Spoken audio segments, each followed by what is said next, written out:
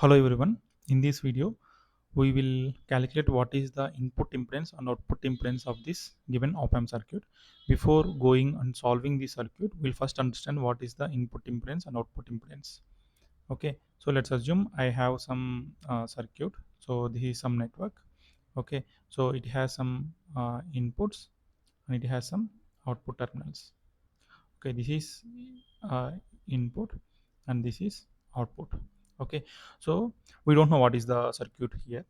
Okay, so if I connect some resource here, okay, and the impedance seen by this input source is called input impedance. That input impedance means input impedance of this network.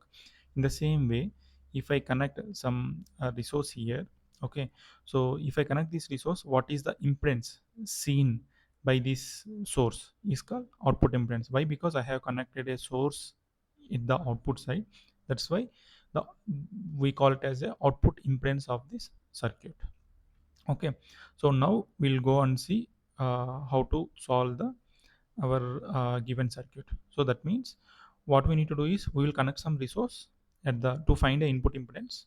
What we do is we will connect some voltage source or current source at the input side and see what is the impedance seen by this source. That's what we call as a input impedance. In the same way, if you want to calculate the output impedance of this given network, I will connect a voltage source or current source at the output of this network and see what is the impedance seen by this source. That's what I will call as the output impedance of the circuit. So to find first what is the input impedance, so let's connect some voltage source. Okay, some voltage source.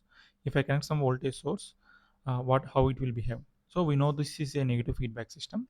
So because this is a negative feedback system, this non-inverting terminal is shorted to ground, so that in negative feedback system, non-inverting terminal potential will be equal to inverting terminal potential. That means both inverting and non-inverting terminal will be at the same potential. Okay, so inverting terminal potential will be 0 volt. So because this is a 0 volt, we have connected a voltage source. There will be a current flowing through this resistor. This current will be I. Okay, so if I want to calculate Z in, I already told that what is the impedance seen by this voltage source will become a input impedance of this circuit. Okay, we have connected what, so what is the formula for resistance impedance? V by I. So what is the voltage we connected? Let's assume this is a V in. So voltage we have connected as a V in, and current I is flowing. Okay, and this current is proportional to R. So the impedance seen by this voltage source is simply a resistance, because uh, it is behaving like a, there is a voltage source and this is a voltage source is connected to some ground, because this is also this inverting terminal is also volt potential is equal to 0. So what we can do is this is also grounded and this is a resistance R. So what is the impedance seen by this voltage source? The impedance seen by this voltage source is only this resistance. That's why the input impedance of this circuit is R simply. Now we'll see what is the output impedance of this circuit. To see what is the output impedance of this circuit, what we need to do is we need to short the voltage source input to ground. Then we can apply some voltage source or current source at the output terminal of this op-amp circuit. But for easier calculation, easier analysis, I have connected a current source here with the current of I.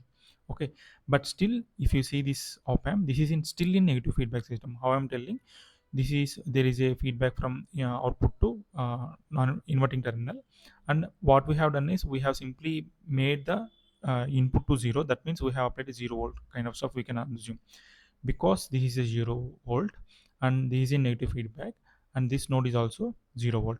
That means if this is 0 volts, this is 0 volt, the current flowing through this resistance is 0 ampere.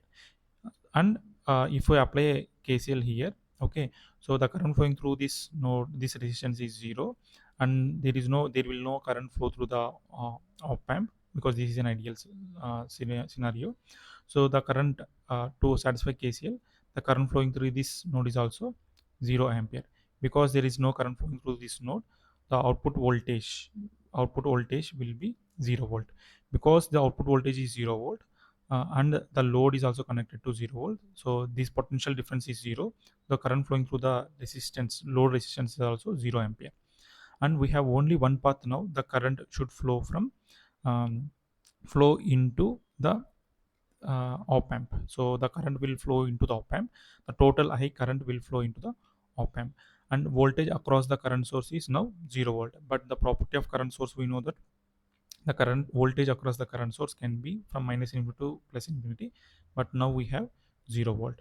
So what is the impedance seen by this current source? Now if I draw this one, z out will be, so v by I. So what is the voltage across this current source is 0 volt divided by I, that means 0 ohm. So the current source, the impedance in by the current source here is 0 ohm. That means the impedance, output impedance of this network is 0 ohm.